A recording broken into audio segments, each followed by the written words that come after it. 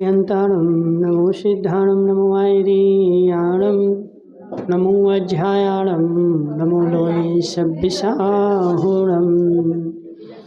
पंच परमेष्टि भगवान की अनंत अनंत सिद्ध परमेष्टि भगवान की एक हजार देवादेव वासुपूज्य भगवान की एक हजार देवादेव श्री राम भगवान की आचार्य भगवान रवि सेन स्वामी की आचार्य भगवान विद्यासागर जी महाराज की आचार्य भगवान विशुद्ध सागर जी महाराज की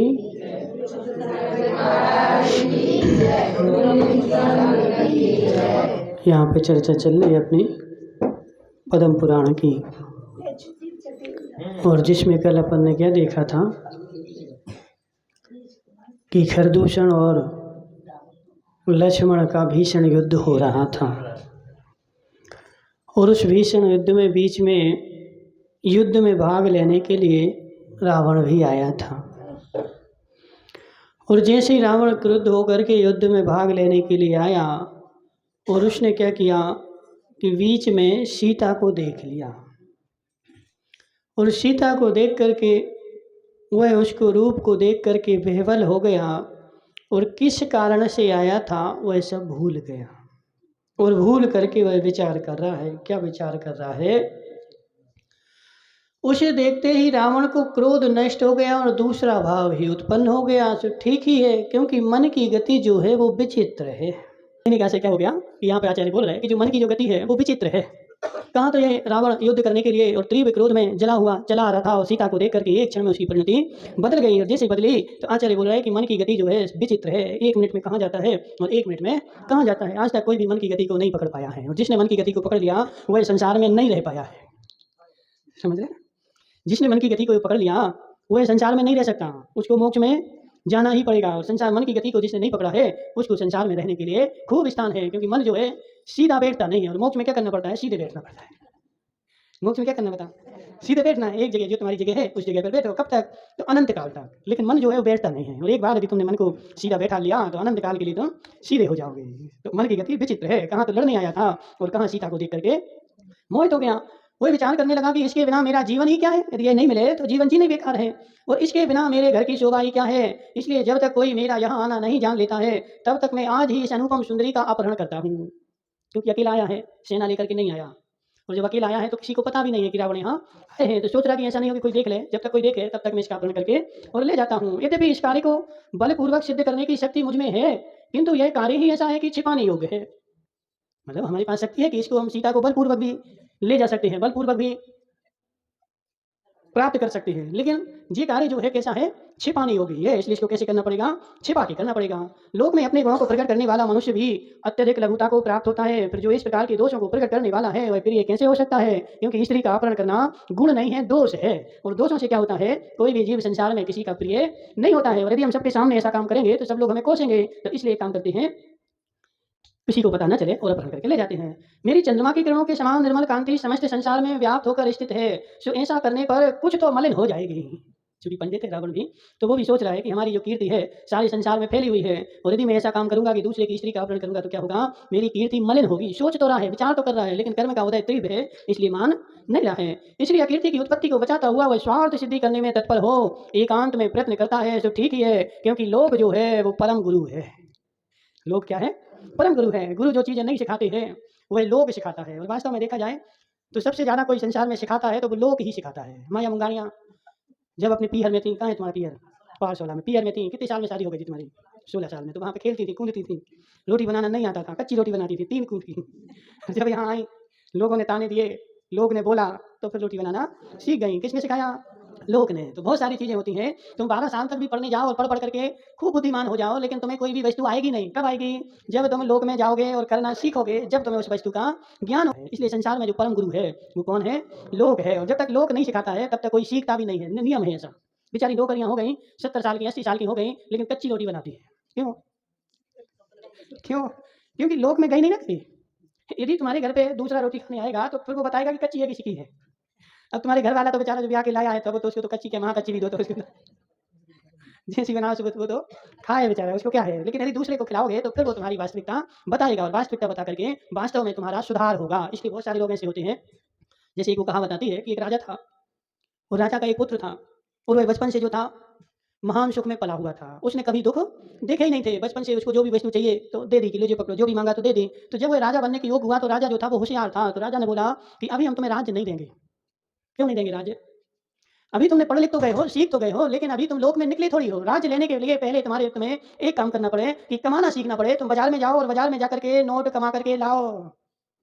जब नोट कमा करके तुम लाओगे तब हम जानेंगे कि तुम राजा बनने के योग्य हो गए। और बेटा गया और बेटा जा करके और उसने बाजार में गया और जब कमाने के लिए कमर कसी तो मजदूरी करनी पड़ी, मेहनत करनी पड़ी और मेहनत मजदूरी करके जब उसने एक एक रुपया कमाया, जब वह रुपयों की कीमत जान सका, अब राजा ने बोला कि अब तुम जो हो राजा बनने के योग्य हो गए, क्योंकि तुम्हें रुपए की कीमत हो गई कैसे कमाया जाता है। और तुम राजकोष पर बैठोगे तो उसकी रक्षा भी एक एक रुपया की करोगे। जिसको कीमत होगी तो करेगा और नहीं होगी तो फेंकेगा। तो ऐसे ही होता है, जिसको बेचारे को दहेज में गाड़ी मिल जाए सो खेत में चलाता है। जिसकी आज आज का समय तो बदल गया, लेकिन पहले का समय ऐसा होता था कि दहेज मिलता था। अब तो दहेज लगता है। तो पहले दहेज मिलता था जब लड़की वालों को, तो बेचारे को लड़के को गाड़ी मिल गई तो खेत में चला करके साल 2 साल में तो कबाड़ा कर डाले, क्योंकि फ्री में मिल गई ना। तो इसलिए कहने का आशय क्या है, लोक जो है वो परम गुरु है। सबसे ज़्यादा कोई सिखाता है संसार में तो वह लोक है, और लोक का सीखा हुआ आदमी सबसे महान होता है। ठीक है? संसार के प्राणी बड़े चतुर हैं। इस प्रकार विचार कर उसने अवलोकनीय विद्या के द्वारा सीता के हरण करने का वास्तविक उपाय जान लिया। और रावण जो था उसके पास बहुत सारी विद्याएँ थीं, तो विद्याएँ होने के कारण वो क्या करता है, एक अवलोकनी विद्या होती है। तो अवलोकनी विद्या के द्वारा उसने उस क्षेत्र का अवलोकन किया। उस अवलोकनी विद्या से पूछा कि इस क्षेत्र का माहौल क्या है, क्या करना है। तो उस अवलोकनी विद्या ने पूर्वापर का सारा ज्ञान रावण के लिए दे दिया कि कैसे-कैसे हरण हो सकता है। तो राम, लक्ष्मण तथा सीता के नाम, कुल आदि सबका उसे ठीक-ठीक ज्ञान हो गया कि कौन है, कहाँ से आए हैं, काहे के लिए आए हैं, क्या इनका उद्देश्य है, सब उसको भान हो गया। जिसे अनेक लोग घेरे हुए थे, ऐसा यह वह लक्ष्मण है, यह राम है और यह गुणों में प्रसिद्ध सीता है। अब देखो क्या होता है, जब होनहार खराब हो तो मति भी मारी जाती है। अपन याद है लेकिन याद बात भी भूल जाते हैं। जब मति खराब होती है तो मति खराब होने के कारण सारी याददाश्त भी खत्म हो जाती है। रावण के लिए पूर्व में ज्योतिषी ने कहा था कि जनक की पुत्री और दशरथ के पुत्र के माध्यम से तुम्हारा मरण होगा, और उसने जान भी लिया कि ये जनक की पुत्री है और दशरथ का पुत्र है, लेकिन एन टाइम पे सब कुछ भूल गया। क्यों भूल गया? क्योंकि मति कर्मानुसारिणी, जैसा कर्म होता है मति वही वहीं ले जाती है। तो सीता की हरण करने वह तत्पर हो रहा है। कैसे हो रहा है? इसके बाद उस रावण ने इस धनुर्धारी राम के लिए आपत्ति स्वरूप सेनाद करके सीता को ऐसे पकड़ लिया जैसे गरुड़ पक्षी गिद्ध के मुख में मांस पेशी को पकड़ लेता है। स्त्री के बैर से अत्यंत क्रोध को प्राप्त हुआ है, खरदूषण अजय है। और इसका कह रहे हैं यहाँ पर, कहने का से क्या है, रावण क्या सोच रहा है कि जो खरदूषण है वो अजय है, किसी के द्वारा जीता नहीं जा सकता। और खरदूषण जब अजय है तो खरदूषण क्या करेगा, तो खरदूषण तो इनको लक्ष्मण को मार डालेगा। खरदूषण अजय है और शक्ति शस्त्रों से इन दोनों भाइयों को क्षण भर में मार डालेगा। तो अभी तो हम सीता को ले जाते हैं और जो दोनों भाई बचेंगे तो इनको तो खरदूषण मार डालेगा, तो सीता हमारी, किसी को संसार में पता नहीं पड़ेगा। तो जिससे बहुत बड़ा पूर चढ़ रहा है तथा जिसका वेग अत्यंत तीव्र है, ऐसे नद में दोनों तटों को गिराने की शक्ति है, कौन नहीं मानता। जिस नदी में वेग चढ़ रहा है, वेग चढ़ रहा है मतलब नदी आ गई है, बाढ़ आ गई है, तो वह बाढ़ किसको छोड़ती है, किसी को नहीं छोड़ती। जो भी उसके सामने आता है उन सबको वह बहा ले जाती है। तो ऐसे खरदूषण के मन में क्रोध की बाढ़ आई है और वह राम लक्ष्मण को निश्चित ही बहा करके ले जाएगी। सीता के हरण करने का उस प्रकार उसने निश्चय कर लिया जिस प्रकार कोई मरने के लिए विषपान का निश्चय कर लेता है। अब किसी को मरना ही है तो मरना है तो क्या करता है, सेल पास के लिए निश्चित कर लेता है और सेल पास लेकर के घर में रख लेता है। रख करके फिर देखता है घर वाली बाहर जाएं और हम खा लें। तो ऐसे जैसे सेल पास का निश्चय करता है, इसी रावण ने भी अपने मरण के लिए सीता का हरण करने का निश्चय कर लिया। अथानंतर लक्ष्मण और खरदूषण के बीच शस्त्रों के अंधकार से महायुद्ध हो रहा था। लक्ष्मण और खरदूषण के बीच में महायुद्ध हो रहा था, लक्ष्मण अकेला और खरदूषण की सारी सेना। तब रावण ने अवलोकनी विद्या के द्वारा जान करके सेनाद कर बार बार हाय राम उच्चारण किया दूर से उसने, क्योंकि लक्ष्मण कह के गए थे कि जब हमें आवश्यकता पड़ेगी तो हम सेनाद करेंगे, तो तुम आ जाना।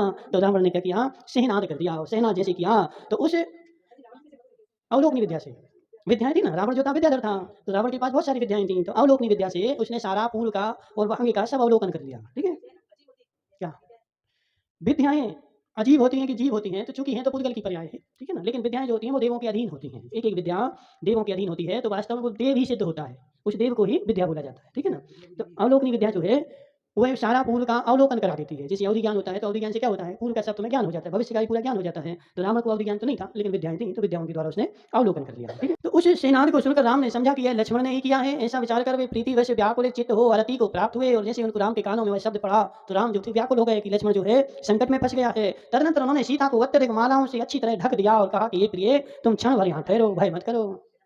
सीता के लिए क्या किया, बहुत सारी मालाओं से ढक दिया ताकि कोई देख ना ले, और वहाँ ढक करके और बोला कि तुम भय मत करो, हम अभी आते हैं। सीता से इतना कहने के बाद उन्होंने जटायु से कहा कि हे भद्र, यदि तुम मेरे द्वारा किए हुए उपकार का स्मरण रखते हो तो मित्र की स्त्री की प्रश्न पूर्वक रक्षा करना। और जटायु से बोल गए, यदि हमने तुम्हारा कुछ भी उपकार किया हो जीवन में तो उस उपकार का तुम एक हमें बदला दे दो कि सीता की रक्षा करना। इतना कहकर यद्यपि क्रंदन करने वाले पक्षियों ने उन्हें रोका भी था, तो भी वे निर्जन वन में सीता को छोड़कर वेग से युद्ध में प्रविष्ट हो गए। जो आसपास पक्षी थे वह शब्द भी कर रहे थे कि हे राम मत जाओ मत जाओ, मतलब अशुभ सूचक शब्द कर रहे थे। लेकिन होनहार जैसी होती है फिर वह आदमी देखता नहीं है, बार बार भी समझाओ बार बार समझाओ, लेकिन वो आदमी नहीं मानता। क्यों नहीं मानता? क्योंकि होनहार बेसी है, तो बार बार जाता है। तो आसपास के पक्षी भी समझा रहे थे कि हे राम मत जाओ छोड़ करके सीता को, लेकिन राम ने एक भी नहीं सुनी। अब जो वाल्मीकि रामायण में आता कि लक्ष्मण रेखा खींची थी, तो हमारे यहाँ ऐसा कोई जैन रामायण में इसका कोई उल्लेख नहीं है, ठीक है, न लक्ष्मण रेखा का न राम रेखा का। वो वाल्मीकि रामायण के अनुसार रेखा खींची थी, यहाँ पे कोई रेखा नहीं खींची गई। वो गृध्र पक्षी जटायु को उनकी रक्षा का भार छोड़ करके और युद्ध में चले गए। इसी बीच में विद्या के आलोक से निपुण रावण कापालिनी को हाथी के समान दोनों भुजाओं से सीता को उठाकर आकाश में स्थित पुष्पक विमान में चढ़ाने का प्रयत्न करने लगा। रावण ने सीता को उठा लिया और उठा करके क्या कर रहा है, उसका विमान जो था वो आकाश में था, तो उस आकाश में ले जाने का प्रयत्न करने लगा कि अब कोई नहीं है तो इसको ले चलो।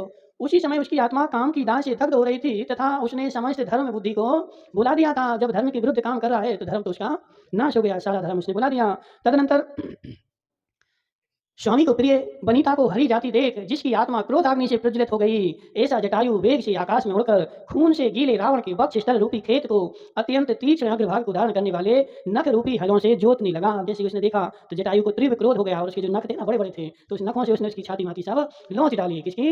रावण की। तो रावण खून बहने लगा। तत्पश्चात अतिशय बलवान जटायु ने वायु के द्वारा वस्त्रों को फाड़ने वाले कठोर और वेगशाली पंखों के आघात से रावण के समस्त शरीर को छिन्न भिन्न कर दिया। उसके पंख भी कोई बालों के थोड़ी थे, वो तो सोने के हो गए थे ना, स्वर्ण सदृश हो गए थे, धातु जैसे कठोर हो गए थे। तो उसने अपने पंखों से रावण के सारे शरीर को छील डाला, छिन्न भिन्न कर डाला। तदनंतर इष्ट वस्तु में बाधा डालने से क्रोध को प्राप्त हुए रावण ने, इष्ट वस्तु में जब कोई बाधा डालता है तो क्रोध आता है। तो रावण की इष्ट वस्तु सीता थी, तो वह क्रोध बाधा डाल रहा था, तो इसको जटायु को नहीं रावण को तीव्र क्रोध आया।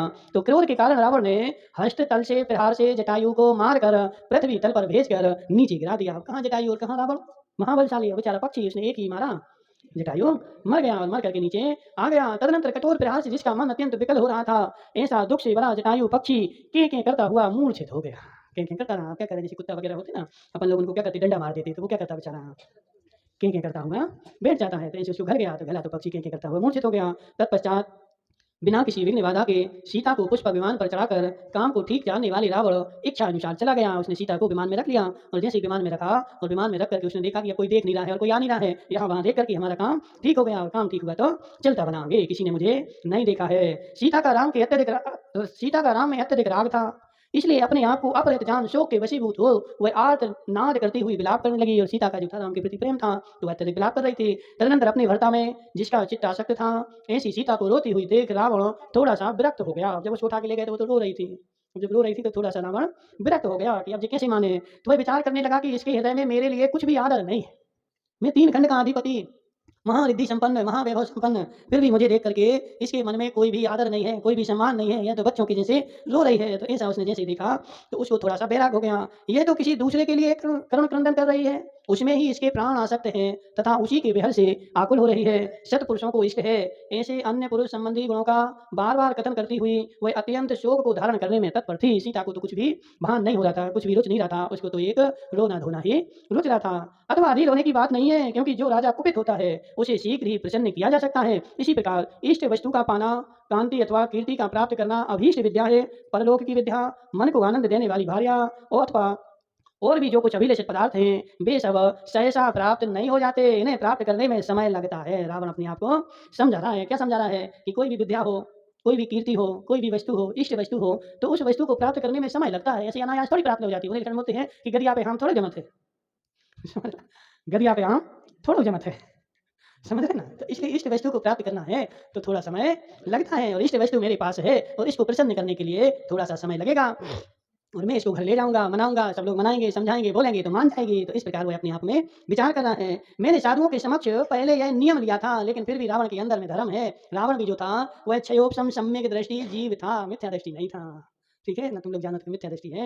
रावण भी सम्यक दृष्टि जीव था, तो पर स्त्री का हरण उसने भले किया, लेकिन वह क्या सोच रहा है, मैंने साधुओं के समक्ष पहले यह नियम लिया था, जो स्त्री मुझे नहीं चाहेगी, मुझ पर प्रसन्न नहीं रहेगी, मैं उसका उपभोग नहीं करूंगा। अपने नियम का उसको ध्यान है, ख्याल है, कैसी भी परिस्थिति आ जाए। तो सम्यक दृष्टि जीव को अपने नियमों का भान होता है, लेकिन मिथ्या दृष्टि जीव को अपने नियमों का भान नहीं होता है। आज लेता है, कल तोड़ देता है।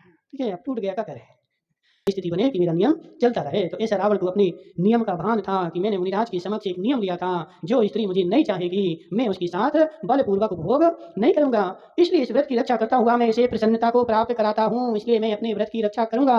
और व्रत की रक्षा करता हुआ क्या करूंगा, इसको प्रसन्न करूंगा। जैसे भी हो, एन केन प्रकार से, साम दाम दंड भेद से यह स्त्री मेरे ऊपर प्रसन्न हो जाए तो मैं प्रसन्न करूंगा। संभव है कि समय पाकर मेरी संपदा के कारण मेरे अनुकूल हो ही जाएगी।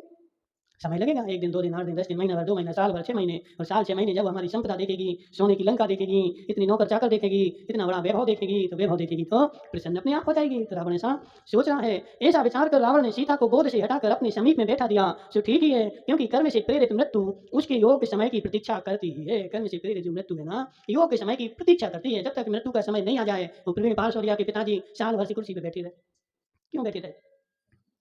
क्योंकि मृत्यु प्रतीक्षा कर रही थी ना, हमारा जब उचित समय आएगा तभी तो हम ले जाएँगे, पहले थोड़ी ले जाएँ। भले खाना छूट जाए, भले पीना छूट जाए। महीनों डुकरा-डुकरिया जो है खाट पे पड़े रहते हैं, महीनों से कुछ भी नहीं खाया, लेकिन फिर भी साँस चल रही। हमने बहुत सारी जगह देखा, वो डुकरिया जो है 20 किलो की बची। खाट पे डली, इतनी सी हो की डुकरिया। पहले खूब मोटी थी, खाट पे डली, 10 साल हो गए, 5 साल हो गए, और खाट पे डली-डली इतनी सी बची, और इतनी सी होकर के लेकिन अभी भी उसकी साँसें चल रही हैं। क्यों चल रही? क्योंकि मृत्यु जो है उचित समय की प्रतीक्षा करती है। अथानंतर बाण रूपी जल की धाराओं से आकुल युद्ध के मैदान में राम को प्रविष्ट देख लक्ष्मण ने कहा कि हाय देव! यहाँ की सारी घटना घट गई। और वहाँ क्या हुआ कि राम जो थे यहाँ से गए थे तो वहाँ पहुँच गए कहाँ पे? लक्ष्मण के पास। और जैसे लक्ष्मण के पास पहुँचे और लक्ष्मण ने देखा कि राम आ गए, तो हाय देव! बड़े दुःख की बात है। आप विघ्नों से व्याप्त वन में सीता को अकेली छोड़कर इस भूमि में किस लिए आए हो?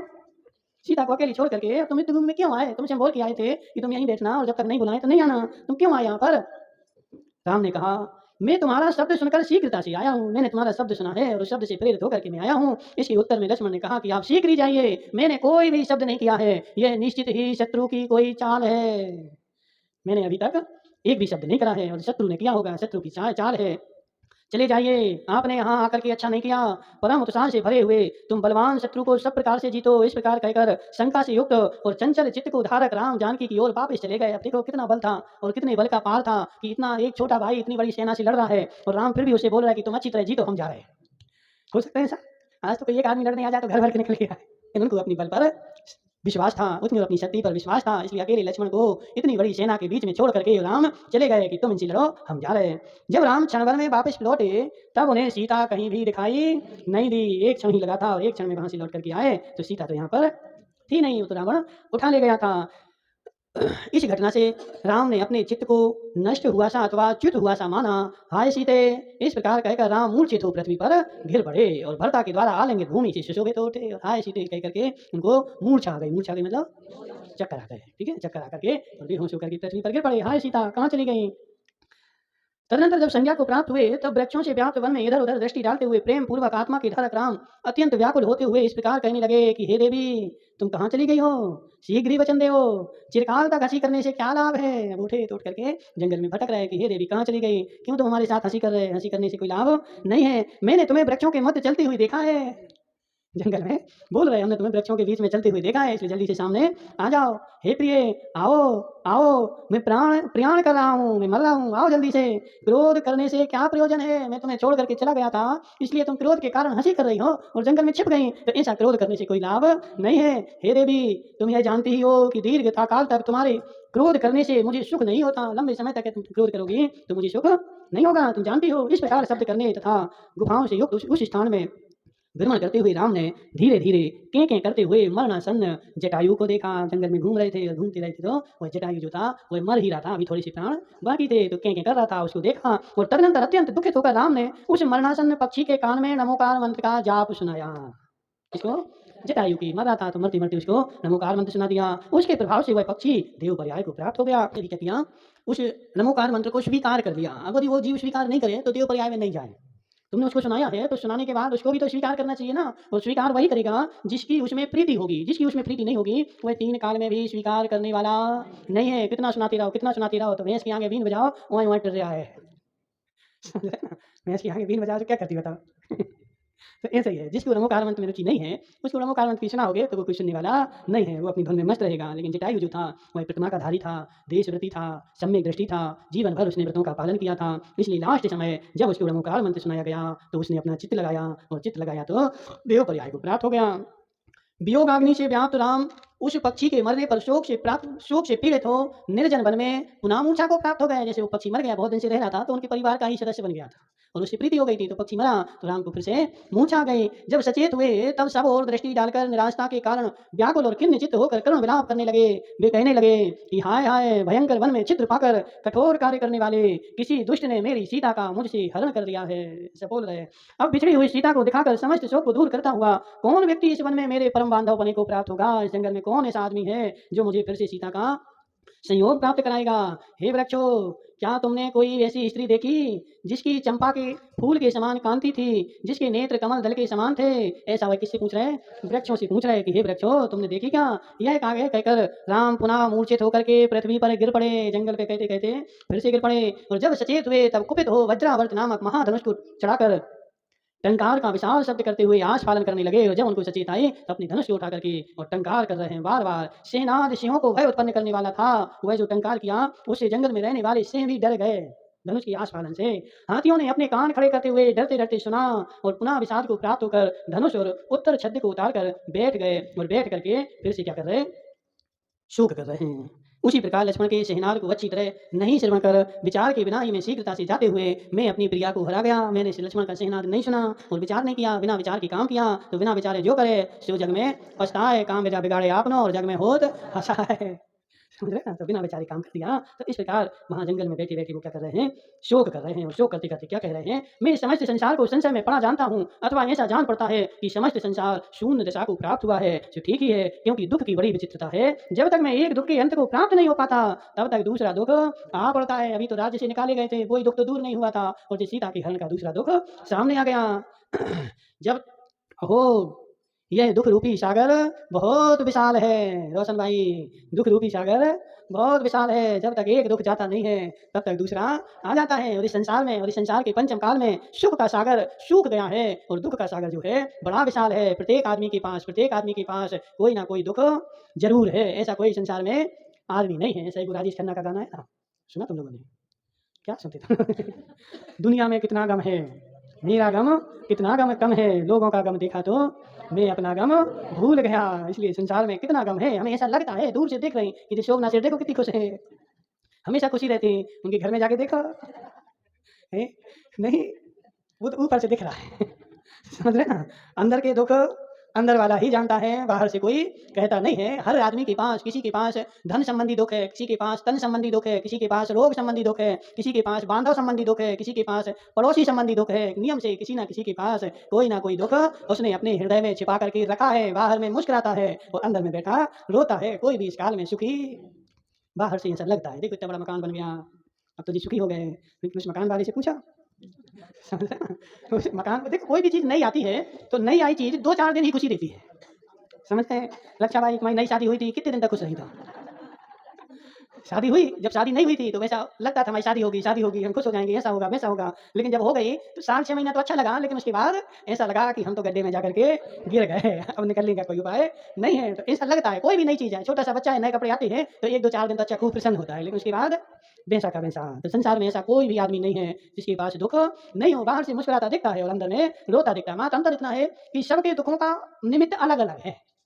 किसी को किसी प्रकार का दुःख है, किसी को किसी प्रकार का दुःख है और किसी को किसी प्रकार का दुःख है, लेकिन दुःख सबके पास है। इस काल में कोई भी पूर्ण सुखी नहीं है। भले शोभना सेठ कहे कि हम तो खूब सुखी, लेकिन घर की बातें किसी को बतानी नहीं पड़ती, क्योंकि बताने से क्या होगा बताओ, समझ रहे ना? तो इसलिए संसार में प्रत्येक आदमी दुखी है और ये दुःख का सागर जो है बहुत विशाल है। प्रायः देखा जाता है जो पैर लंगड़ा होता है उसी में चोट लगती है। हम नहीं बोल रहे, यहाँ पे लिखा है, राम बोल रहे, जो पैर लंगड़ा होता है उसी पैर में बार-बार चोट लगती है। बुंदेलखंड में बोलते हैं कम भक्ति में गीलो आटो।